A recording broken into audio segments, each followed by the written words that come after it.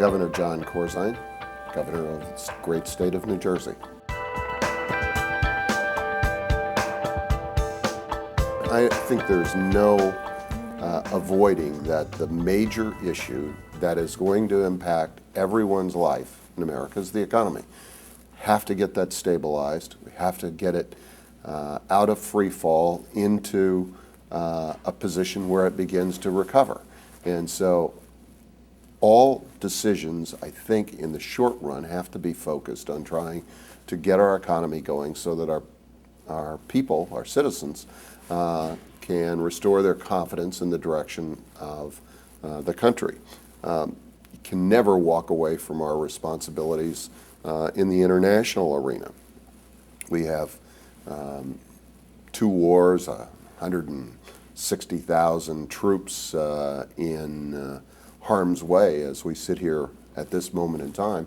So he can't take his eye off of our international responsibilities, and in fact, it links back to our economy, because if we were able to thoughtfully and carefully bring some of our troops home and have a lessened investment in some of the things that we're doing in our overseas operations, it would help our economy at home. So I think he has to give that great effort.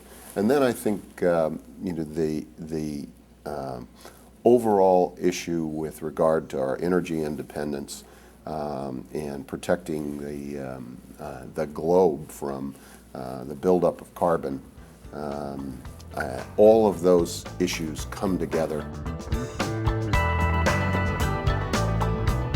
I think we have to get focused on the real economy, on the basic elements of housing markets, financing markets in general, so that credit begins to flow.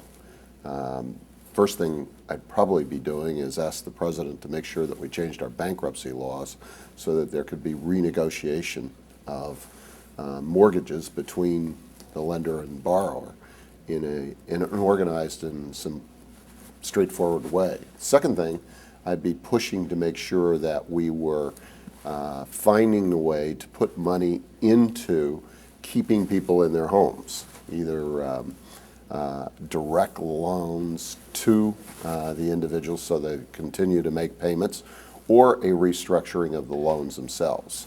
The fact is, we won't stabilize the wholesale financing markets, the toxic products that have been created on leverage, CDOs, the kinds of things that people have talked about in the mortgage-backed security market that are causing banks so much problem, unless we actually stabilize the underlying housing market and the mortgage market that is a part of that.